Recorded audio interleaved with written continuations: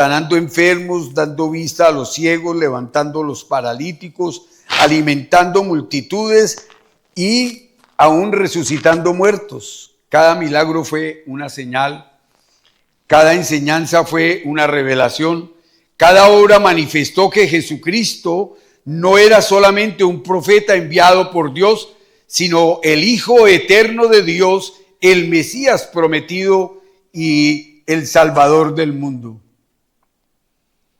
El Señor duró 3 años haciendo la obra que tenía que hacer para convencer a la humanidad de su deidad, de su relación con el Padre, de su intimidad con Dios y el poder vivir en ese momento de santificación para que cada uno de nosotros podamos manifestar ese proceso de aceptar con la fe, el amor, la obra redentora de Cristo en la cruz del Calvario.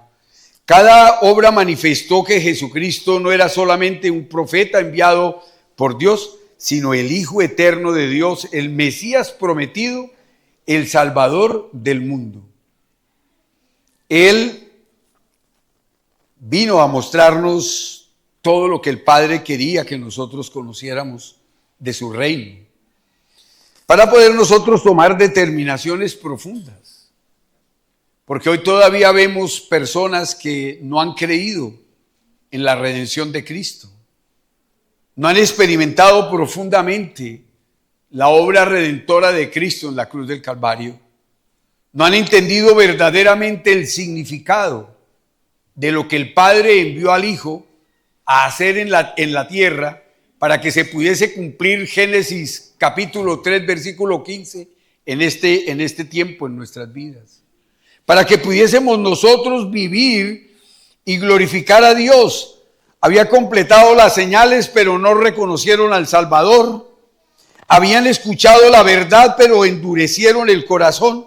Habían visto la gloria de Dios manifestada en Cristo, pero prefirieron la aprobación de los hombres antes que la aprobación de Dios. Hoy es igual, mis estimados hermanos. Hoy vivimos de igual manera.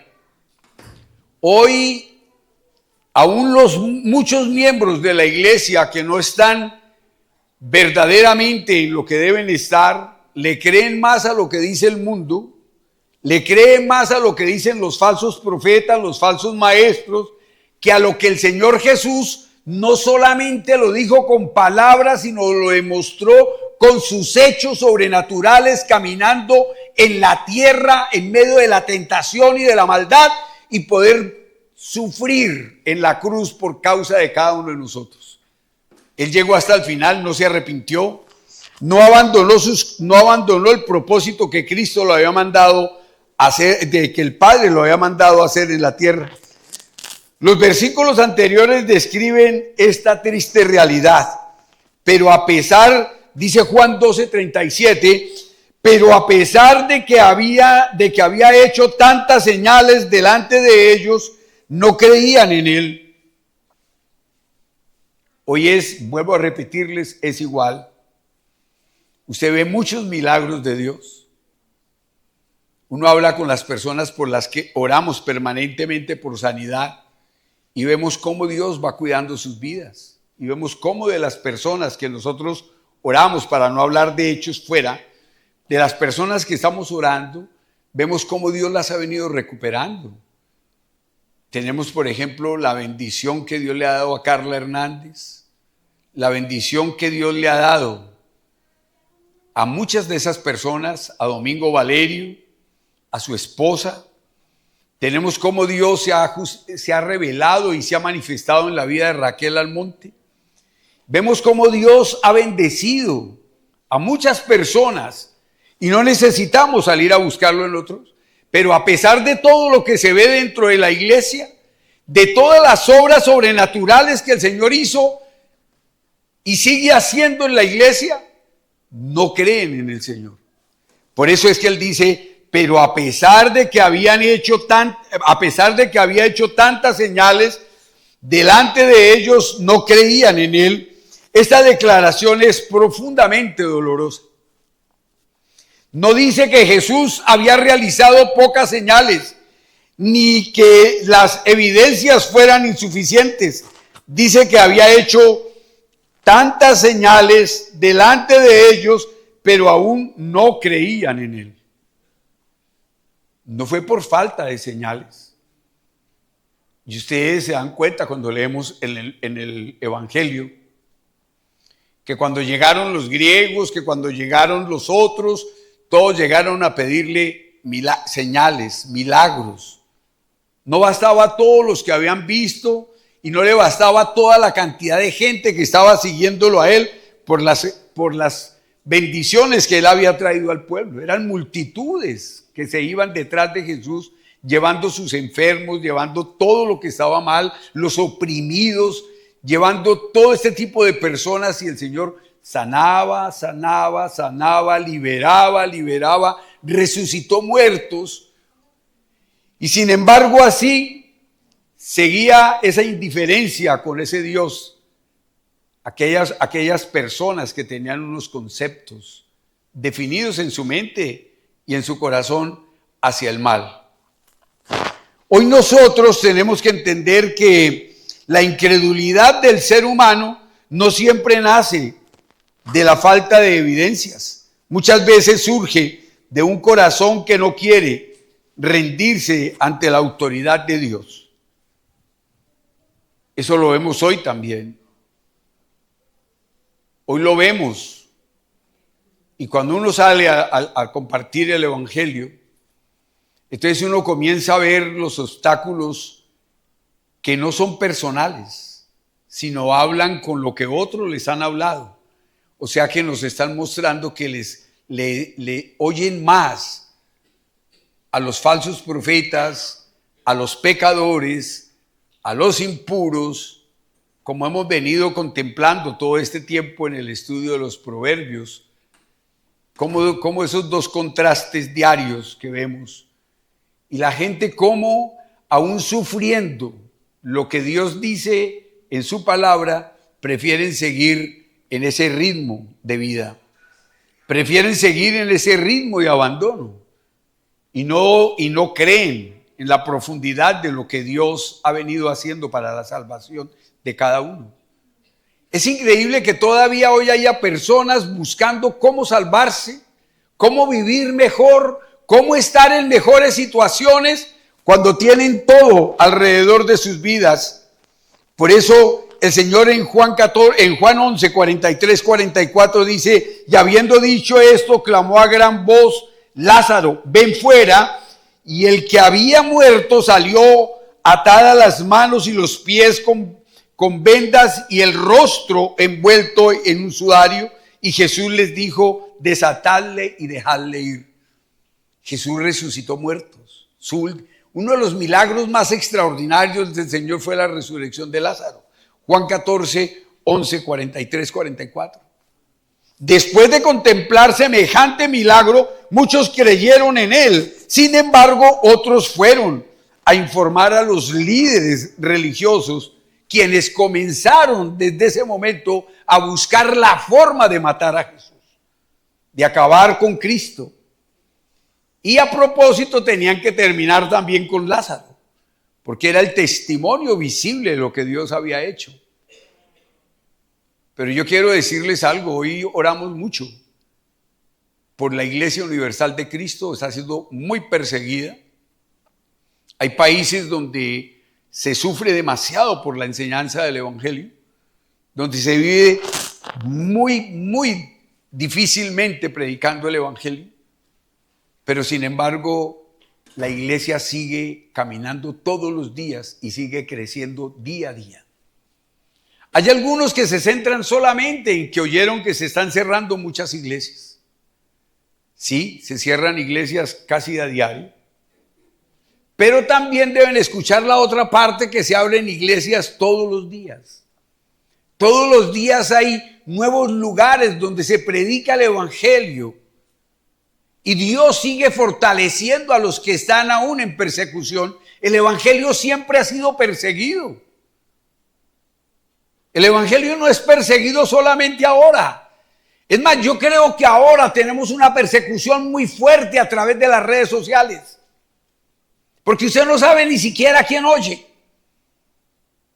Usted prende el internet y abre YouTube o cualquiera de sus canales y usted empieza a oír cosas bárbaras y sin embargo usted termina creyendo. Y la multitud termina y le dicen a uno, es que yo oí que un profeta, un pastor dijo, un apóstol. Porque ellos se acomodan los nombres para poder figurar y engañar a la humanidad.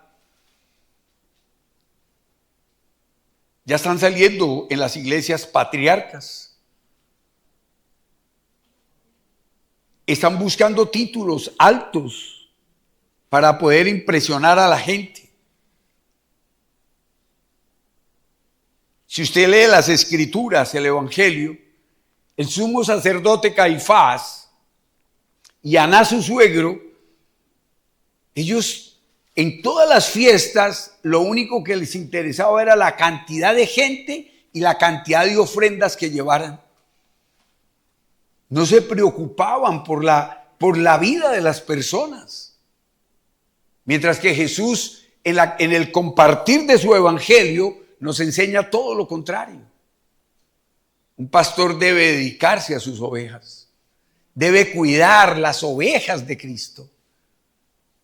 Y debe hablar en todos los lugares difíciles de la vida. Debe hablar acerca de Jesús porque el Señor mismo dice que oirán su voz y lo seguirán. Por eso estamos llamados a enseñar el evangelio en cualquier lugar.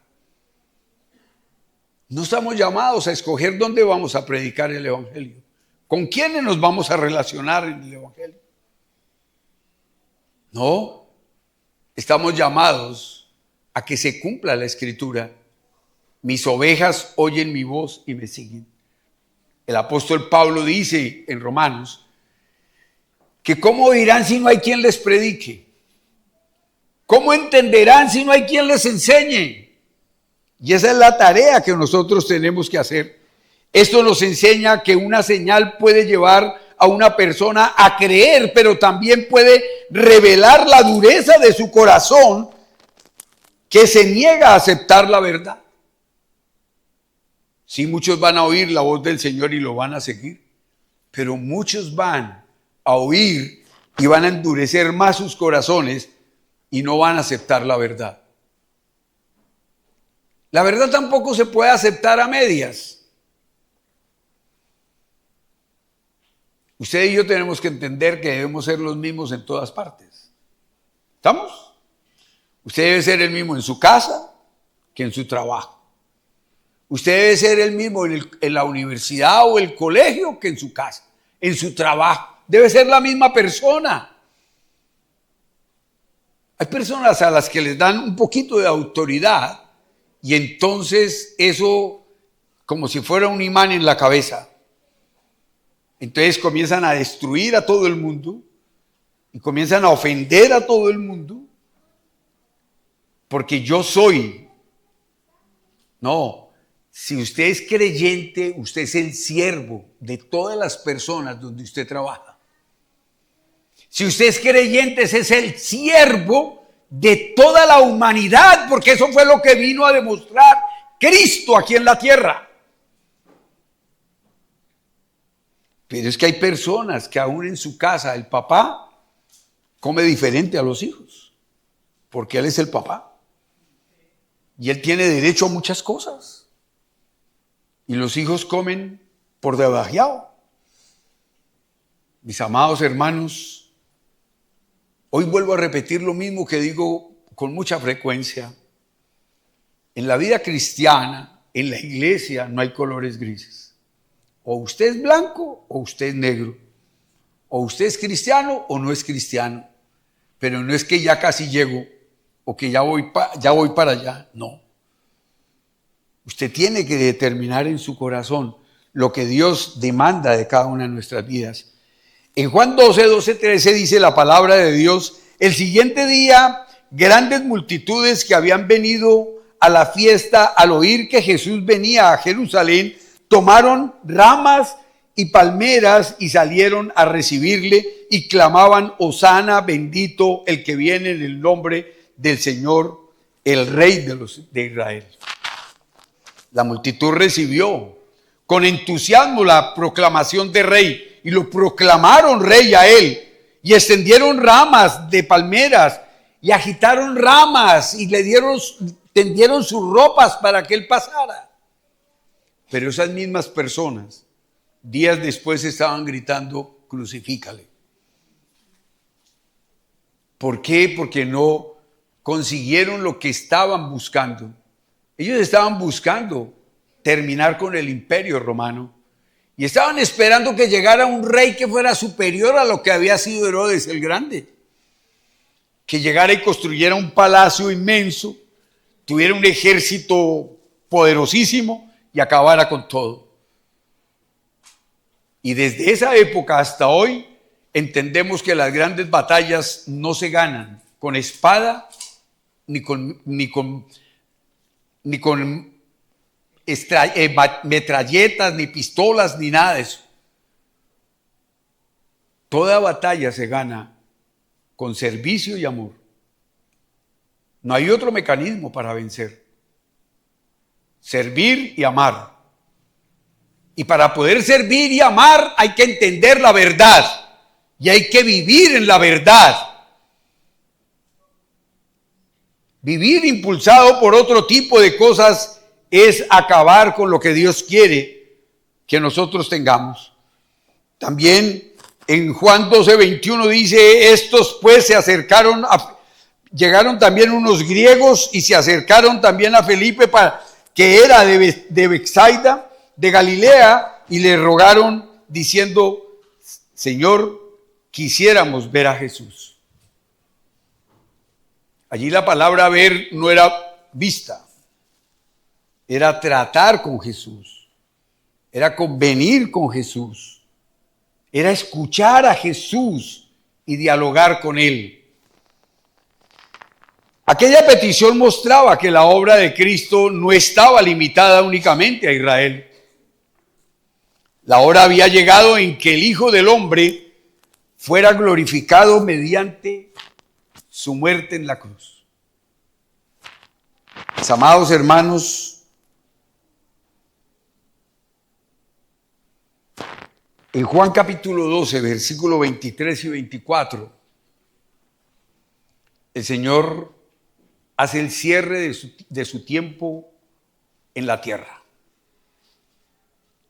Por eso el capítulo 13 en adelante es el tiempo que el Señor le dedica, el 13 al 21 es el tiempo que el Señor le dedica a sus discípulos para irse y dejarlos preparados para la conquista del reino eterno.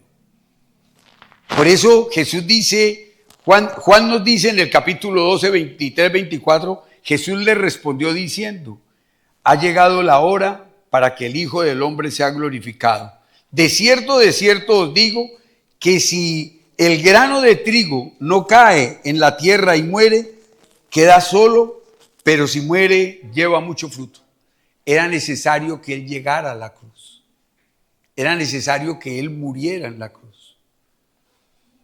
Yo siempre he estudiado y he predicado que el punto final de la cruz era para que el grano de trigo muriera. Pero si leemos todos los capítulos anteriores y todo lo que tenemos que mirar, nos vamos a dar cuenta que el comienzo de esa siembra que el Señor hizo arranca en el aposento alto, que es lo que sigue ahora en el capítulo 13. Lo que pasó en el aposento alto, la preparación del Señor para ir a la cruz para la salvación de cada uno de nosotros. Y eso es lo que nosotros tenemos que vivir. Por eso dice: y yo, si fuere levantado de la tierra, a todos atraeré a mí mismo. Y decía esto dando a entender de qué muerte iba a morir. Juan 12, 32, 33.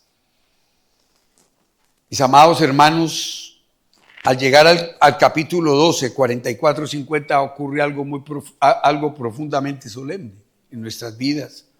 Estas palabras constituyen el último gran llamado público de Jesús ante la entrada en la etapa final de su ministerio. A partir del capítulo 13, Jesús ya estará enseñando principalmente ya no estará enseñando principalmente a las multitudes, sino preparando a sus discípulos para su partida. Ya les había dicho. Es que el Señor tenía que dejar preparadas las 12 personas, las 11 que quedaron. Preparadas porque el Evangelio ya no iba a ser solo para Judea, para Israel. El Evangelio iba a ser universal. Y eso lo entendemos nosotros en Hechos capítulo 2. Y lo entendemos cuando empezamos a estudiar el libro de los Hechos. Pero recibiréis poder cuando haya descendido sobre vosotros el Espíritu Santo. Y me seréis testigos, ¿dónde? En Jerusalén, Judea, Capernaum, Samaria y hasta en los confines de la tierra. Se universaliza, se va universal la salvación. El Evangelio debe llegar a todo el mundo. Hoy ya no podemos preguntar si hay personas que no han escuchado de Cristo. Las redes sociales, Dios las ha permitido para que esa parte se cumpla.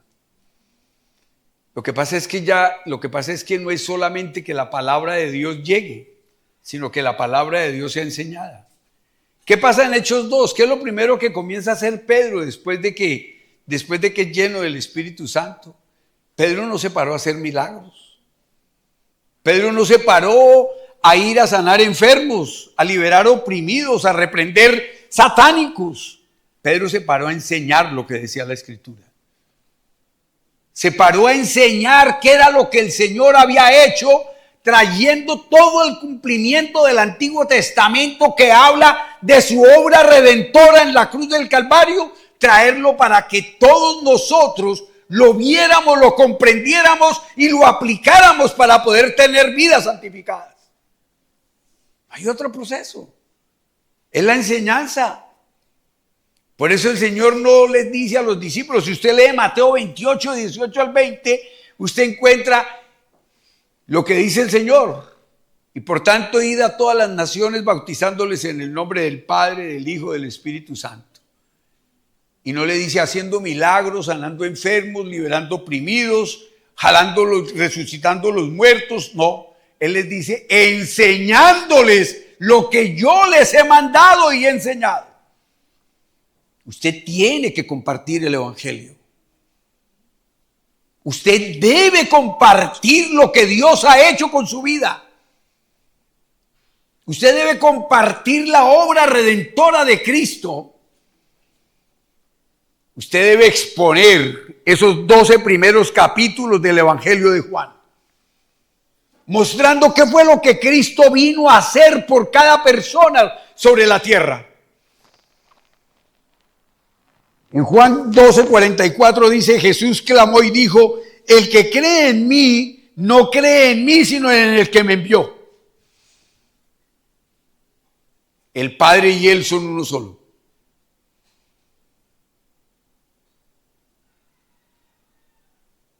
Nosotros tenemos que aprender a vivir eso.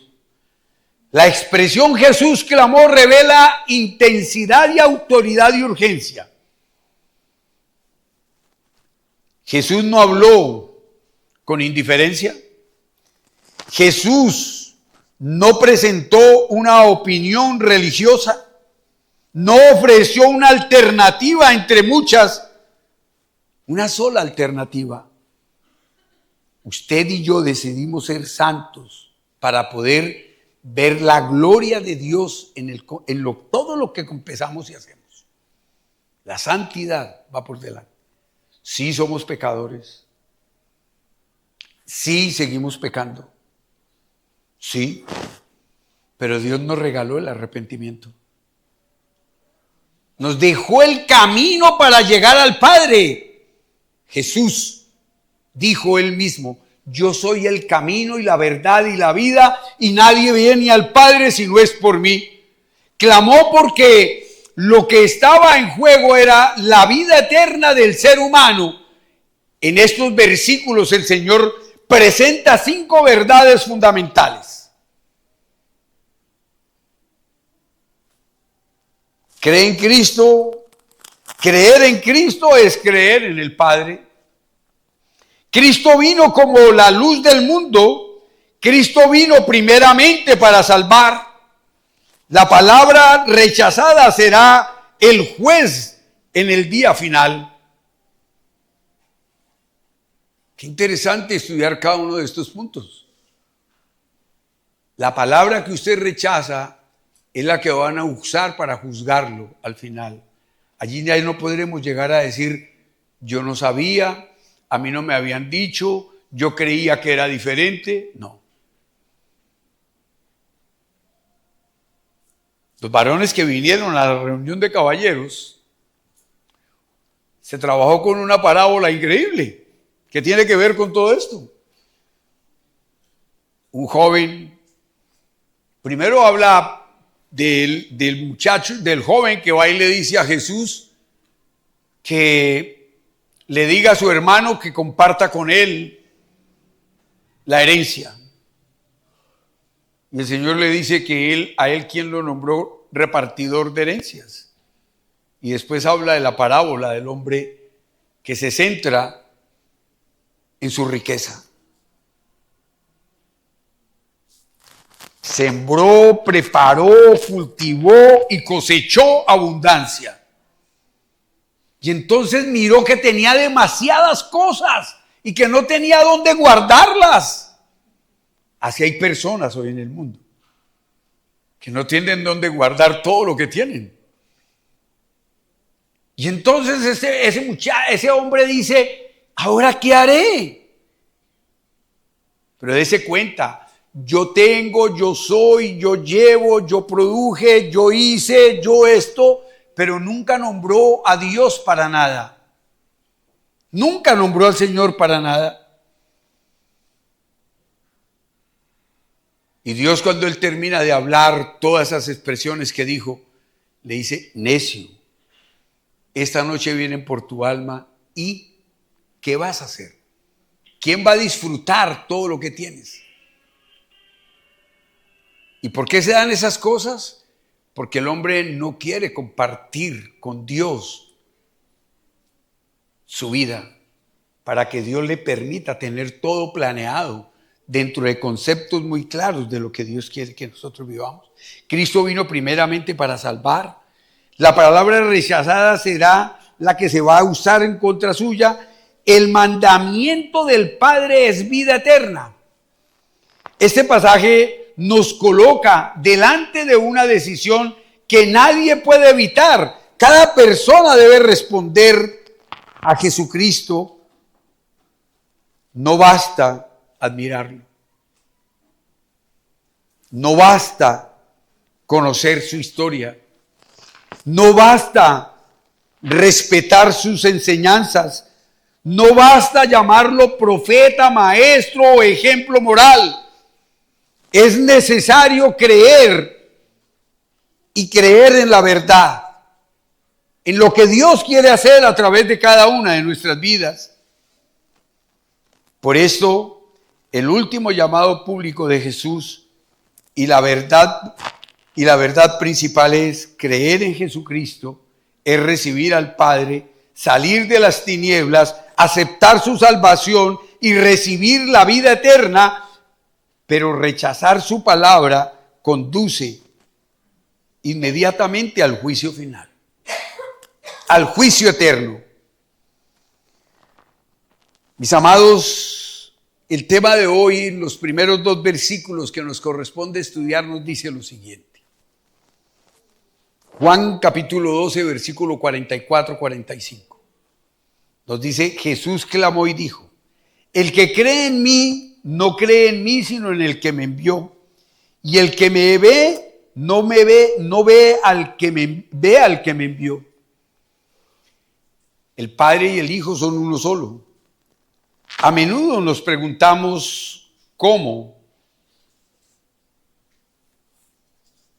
A menudo nos preguntamos cómo sería Dios. ¿De qué manera podemos conocer al Creador si no se hace visible? Son preguntas que nos hacen diariamente. Jesús dijo claramente que quienes lo ven a Él, ven a Dios, porque Él es Dios. Y si desea usted saber cómo es Dios, estudie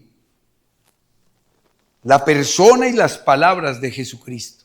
Estudie el Evangelio. Si usted quiere conocer verdaderamente a Cristo, debe estudiar el Evangelio. Debe dedicarse a profundizar en conocer a Jesús en el Evangelio. Estos versículos resumen la misión y la identidad de Jesús aquí en la tierra. Es muy significativo que Juan escriba: Jesús clamó, y no dice simplemente que habló. No dice y Jesús habló, sino Jesús clamó. Clamó ante el Padre por cada uno de nosotros. No habló con el Padre de cada una de nuestras vidas. Clamó por la necesidad de cada uno de nosotros. Por eso el verbo utilizado indica que levantó la voz con autoridad, urgencia y solemnidad para pedirle a Dios la bendición para un pueblo que estaba sumergido y esclavizado en el pecado. Él es el único que nos sacó de allí, de ese lugar. Por eso estas son prácticamente las últimas palabras públicas de Jesús antes de retirarse definitivamente del pueblo de Israel. Es como si el Señor hiciera un último llamado antes de llegar a la cruz. Ya no habrá más señales públicas. En los capítulo 13 en adelante ya no vamos a ver señales públicas. Ya no habrá más debates con los fariseos, ya no vamos a ver más pleitos entre Jesús y los fariseos. Ya no habrá otra oportunidad semejante. Ya, si usted no ha valorado lo que Cristo hizo para convencerlo que verdaderamente Él es el Señor y Salvador de nuestras vidas, ya no va a esperar más nada, porque no va a volver a ocurrir eso. Usted debe reaccionar hoy. Es el último capítulo en el que vamos a ver todavía Dios insistiendo que usted crea en Él. Cristo insistiendo que usted crea en Él. Ya no más. Ya después lo que el Señor se va a dedicar es a preparar a quienes va a dejar en este mundo para llevar el Evangelio a todas las naciones. Y los que creemos, entonces vamos a todas las naciones. Yo le digo a la gente cuando estoy haciendo el programa de lunes a jueves por YouTube, que compartan esa página que tenemos en YouTube para que muchos puedan ser salvos. A través de esa página llegamos a donde no podemos ir personalmente. Usted tiene que mirar que ya no habrán más señales públicas, ya no habrán más debates con los fariseos, ya no habrá otra oportunidad semejante. La decisión debería tomarse ahora. Ahora. No espere más adelante. Que no le vaya a pasar a usted como el de la parábola de la predicación del viernes. Que cuando usted vaya a reaccionar ya es demasiado, ¿qué? Tarde. Otro ya va a disfrutar de lo que usted tiene, porque usted nada se lleva. Usted tiene que entender eso. Usted no se lleva absolutamente nada. Si se porta bien, le compran un buen ataúd. Si se porta mal, de pronto en una funda verde, negra. Y hasta luego. Ese es su problema ahora, porque es que los muertos ya no deciden nada. Usted no va a escoger el ataúd. Yo me acuerdo que una vez que tuve alguna dificultad con alguien muy seria, en una de las ciudades donde estuve en Colombia, yo le dije, quiero invitarlo a que me acompañe a hacer algo. Y lo llevé a una funeraria. Le dije, usted es una carga para su mamá, para su papá y para toda la familia. ¿Por qué no escoge el ataúd de una vez? Porque a usted lo único que le espera es la muerte, maestro. Y él se puso bravo. Y yo le dije, gloria a Dios. Pero usted tiene que mirar que Cristo es el revelador perfecto del Padre.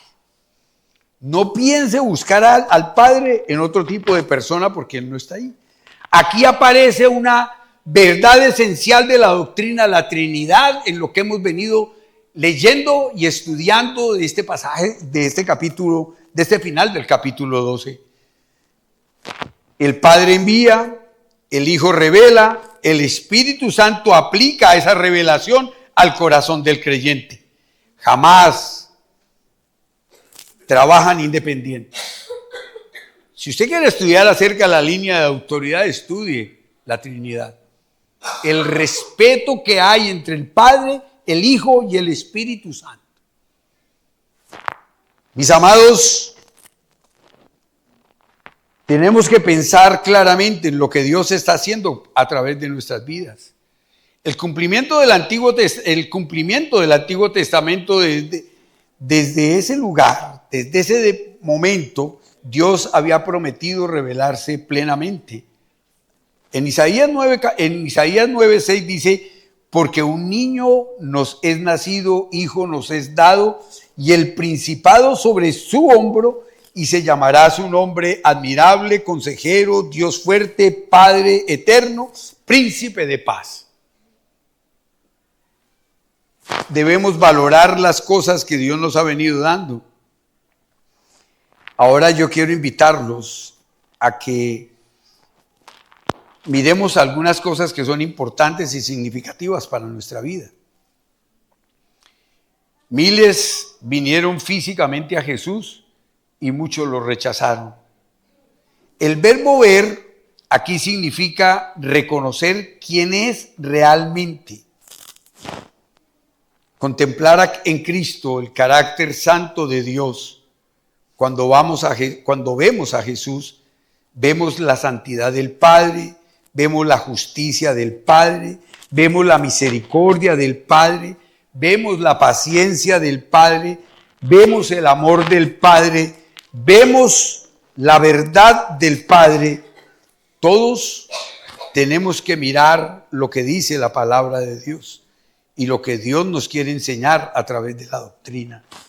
En esta mañana nosotros también debemos ir y mirar lo que el Señor tiene para nuestro corazón en los versículos 47 y 48. En los versículos 47 y 48 dice de la siguiente manera: el que oye mis palabras y no las guarda, yo no le juzgo, porque no he venido a juzgar al mundo, sino a salvar al mundo. El que me rechaza no recibe mis palabras, tiene quien le juzgue. La palabra que he hablado, ella juzgará en el día postrero. Mis amados,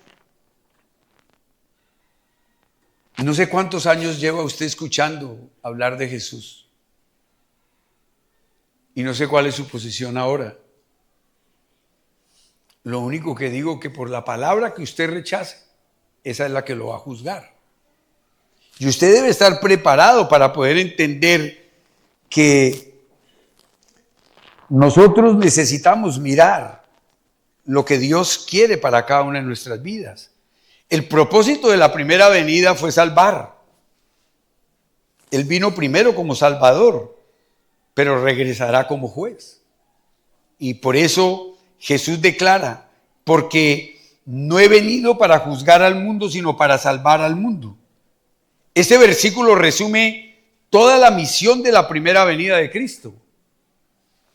Y en este versículo vamos a encontrar todo lo que el Señor Jesús tiene para nuestra vida.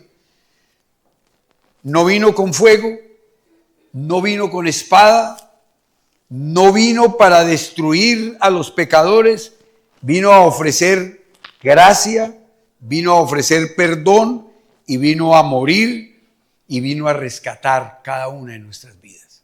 Ese es el propósito de Cristo en nosotros. Y fue lo que Él vino a hacer por cada una de nosotros.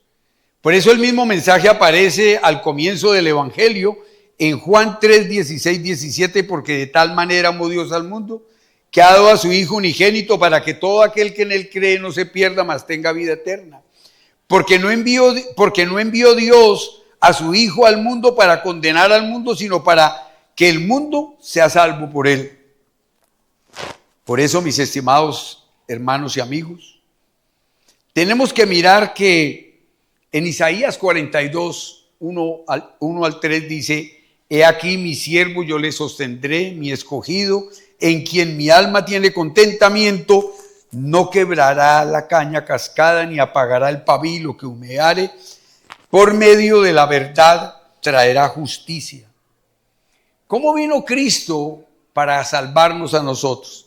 Vino con ternura, vino con paciencia, vino con misericordia, vino con compasión. Por eso es que nosotros debemos entender que extraordinariamente paciencia tiene Dios. Durante los siglos llamó a Israel. Israel rehusó muchas veces y hoy sigue rehusando muchas veces lo que el Señor le dice que tiene que hacer. Después envió a su propio Hijo. Después de la cruz envió al Espíritu Santo y todavía hoy sigue llamando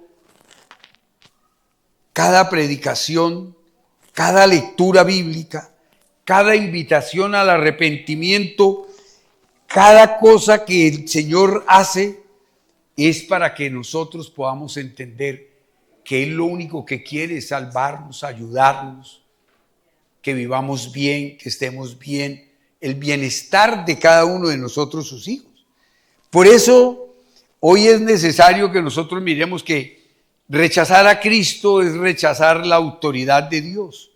No se trata únicamente de rechazar una religión, ni una iglesia, ni una doctrina. Es rechazar la revelación definitiva del Padre. Hoy nosotros tenemos que vivir de una manera muy especial con ese Dios maravilloso. Por eso el rechazo comenzó durante todo el ministerio de Jesús. Juan ha mostrado esta realidad repetidamente. Los milagros no convencieron, la resurrección de Lázaro no convenció, las señales no convencieron, la entrada triunfal no convenció, la incredulidad no nació por la falta de evidencias, nació por la dureza del corazón. Y el hombre siguió igual. ¿No queréis venir a mí para que tengáis vida? No dijo podéis, sino para que tenga vida. Y él dijo no queréis. Hoy sucede exactamente igual. Ahí han escuchado sermones durante años. Han visto respuestas de Dios durante años. Muchos conocen el Evangelio. Muchos han visto vidas transformadas, pero continúan resistiendo el llamado del Señor, no porque les falten pruebas, sino porque no quieren rendir su corazón a Dios. Por eso, mis amados hermanos, yo los invito a que entendamos lo que el Señor nos dice en relación con su ministerio de 3 años y medio. Y dice, ¿qué fue lo que Jesús hizo con autoridad divina en esos 3 años y medio? Predicó, sanó, perdonó, enseñó, lloró, llamó al arrepentimiento y ahora concluye diciendo, todo lo que les enseñé será el criterio del juicio final. Por eso, mis amados hermanos, vamos a mirar lo que nos dice la palabra de Dios en el versículo 49 y 50. Porque yo no he hablado por mi propia cuenta, el Padre que me envió, Él me dio mandamientos de lo que he de decir de lo que debo hablar, y sé que los mandamientos es de la vida eterna. Así pues, lo que yo hablo, lo hablo como el Padre me lo ha dicho. El Señor no cambió el contenido de las palabras del Padre. El Señor nos dijo exactamente lo que el Padre quería que nosotros escucháramos.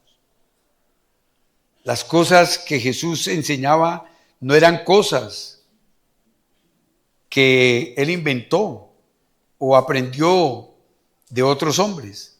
Las cosas que Jesús decía y enseñaba eran solo las cosas que el Padre había mandado que Él hiciera. No alteró la predicación de lo que el Padre le dijo que tenía que comunicar. Hoy en la iglesia andamos luchando con lo mismo.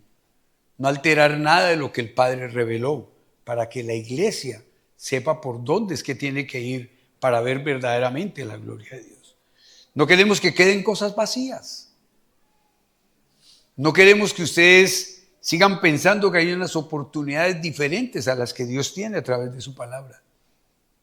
Lo que está hoy a través de la palabra es lo que todos nosotros debemos vivir, y es lo que de nosotros debemos enseñar y vivir para que toda la humanidad pueda ser salva. Yo he colocado siempre un mismo ejemplo y hoy lo voy a repetir. Cuando usted ve a una persona mendiga, usted le da lástima y usted le da un pan o algo que comer.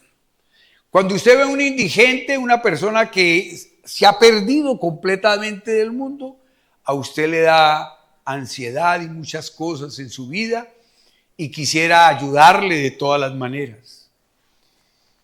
Yo quiero que usted piense hoy, cuando usted ve que su hermano se va a condenar, ¿usted qué hace? Cuando ve que su papá se va a condenar, ¿usted qué hace? Porque es que no son las cosas materiales las que tienen que afectar nuestra vida. Las que tienen que afectar nuestra vida son las cosas espirituales. ¿Y usted qué está haciendo por el que se está perdiendo? Ese es el propósito de Dios en su palabra. Por eso dice, después de haber declarado, estas son prácticamente las últimas palabras públicas de Jesucristo antes de entrar en la intimidad del aposento alto en Juan capítulo 13. Antes de llegar a lo que ya Él programó con todos sus discípulos. Acuérdense que Él mandó a 2 a que prepararan el lugar de la Santa Cena. Y ellos le dijeron, ¿dónde, Señor? Y Él le dijo, ustedes cuando van entrando, van a encontrar un señor que lleva un cántaro, ustedes lo siguen, donde Él entre, preguntan por el dueño y le dice, el Señor pregunta dónde está el aposento donde donde voy a hacer la Santa Cena con mis discípulos. Ese era Cristo. Él no los mandó a ver qué alquilaban y cómo hacían ni cómo. El Señor le dijo, eso ya todo está preparado. Usted llega allá y Él les va a mostrar un aposento grande, alto, inmenso, donde vamos a estar celebrando la Pascua. Y por eso usted debe, después de haber declarado todo esto, ¿qué cree?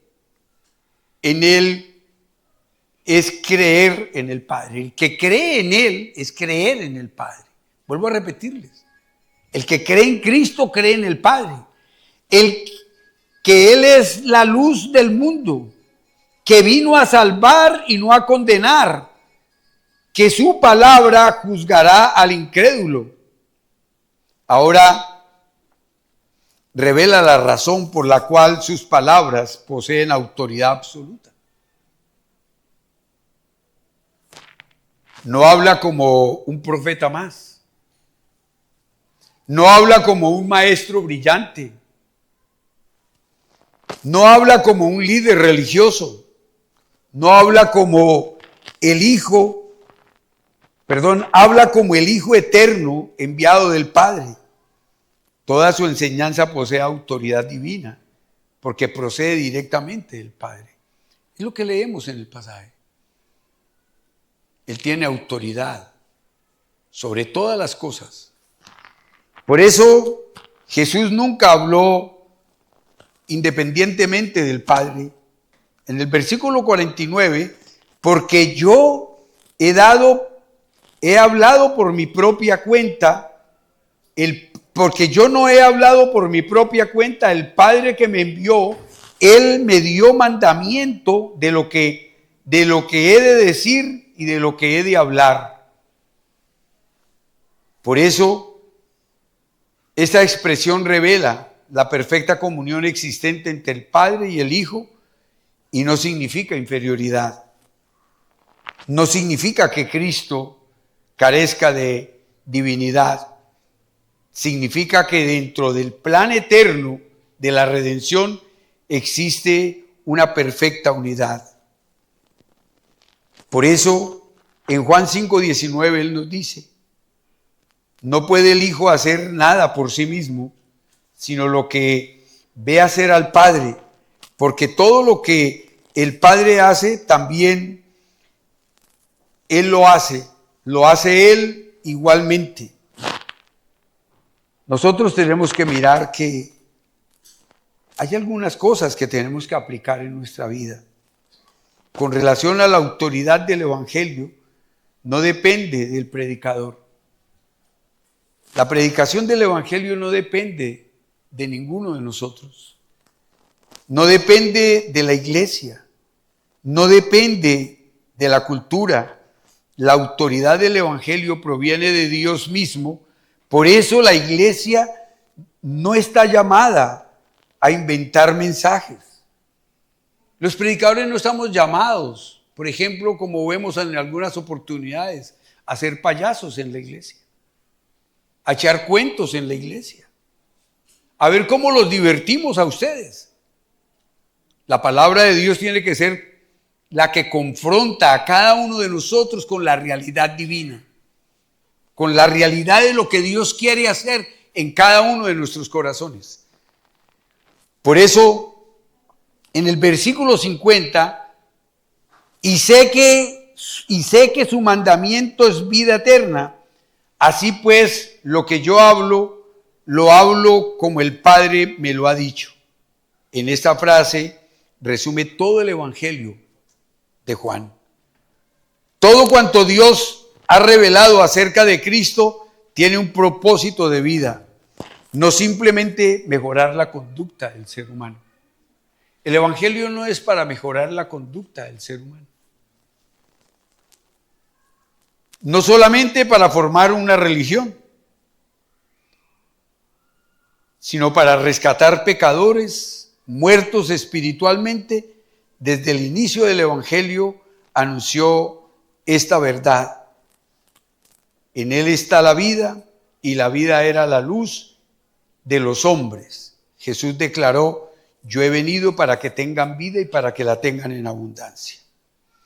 Mis amados, es importante que hoy terminemos pensando en algunas cosas concretas para nuestra vida. Su obediencia fue completa y es lo que nosotros no tenemos que imitar, sino hacer. No se trata de imitar, porque la imitación se acaba en un momento determinado. Hay que hacer. Y entonces su obediencia fue completa, fue perfecta. Su obediencia fue constante. Hasta la cruz fue su obediencia. Y Pablo lo resume diciendo en Filipenses 2:8, y estando en la condición de hombre se humilló a sí mismo, haciéndose obediente hasta la muerte y muerte de cruz. La obediencia perfecta de Cristo es parte esencial de nuestra redención. No solamente murió por nuestros pecados. Él no solamente murió por nuestros pecados. Vivió perfectamente la justicia que nosotros jamás podríamos vivir. Hoy necesitamos entender lo que el Padre quiere para cada una de nuestras vidas. Por eso vivimos rodeados de voces, vivimos rodeados de redes sociales, de ideologías de filosofías, de opiniones humanas, pero solamente la voz del buen pastor conduce a la vida. Mis ovejas oyen mi voz y me siguen. Y Él no nos va a hablar de ideologías, no nos va a hablar de filosofía, nos va a hablar de ser santos como Él es santo. Nos va a hablar de conducirnos en santidad para ver su gloria y su gloria eterna, para poder ser nosotros verdaderamente diligentes en la verdad que es en Cristo Jesús, Señor nuestro. La iglesia tampoco tiene autoridad para modificar. La iglesia tampoco tiene autoridad para modificar el mensaje de Dios. Por eso, nosotros únicamente tendremos que hablar lo que el Padre nos pide que hablemos. Por eso, nosotros tenemos que experimentar que no hay que adaptarnos al Evangelio. No nos debemos someter al Evangelio. No se trata de adaptarnos al Evangelio. Se trata de vivir el Evangelio. Por eso, nuestra obediencia demuestra que creemos. No basta admirar a Jesús, hay que obedecerle, como dijo el Señor en Juan 14:15, si me amáis y guardáis mis mandamientos, si ponéis por obra mi palabra. Por eso debemos determinar nosotros hoy que fue una invitación divina a creer antes de que llegara a la cruz, y su mensaje puede resumirse en 5 grandes verdades, que es con lo que quiero terminar. 5 grandes verdades. Creer en Cristo es creer en el Padre. Cristo es la única luz que vence las tinieblas. Cristo vino primero para salvar y ofrecer gracia. Cristo, quien rechaza su palabra, enfrentará el juicio final. Estamos repitiendo lo que vimos anteriormente es como la conclusión de nuestro tema para esta mañana. Las palabras de Cristo poseen autoridad absoluta porque proceden del Padre y conducen a la vida eterna. Mis amados, yo los quiero invitar a que nosotros, puestos en pie, oremos y hablemos con nuestro Dios de una manera muy clara para que la gloria de Dios se manifieste alrededor de todo lo que emprendemos y todo lo que hacemos en el caminar de nuestra vida. Pero todos esos milagros tenían un solo propósito: revelar quién es el Hijo eterno de Dios, el único Salvador, el único camino al Padre. Ahora el ministerio público termina y las siguientes escenas será el aposento alto y después vendrá el Getsemaní, la cruz, la tumba, la resurrección. Preparémonos para poder ver la gloria de Dios en el final de lo que es el Evangelio citado de Juan para la salvación del hombre. Por eso damos gracias a Dios y le pedimos a Dios que bendiga nuestras vidas y que llene nuestros corazones con su amor y con la plenitud de su misericordia. Vamos a orar y alabar a Dios.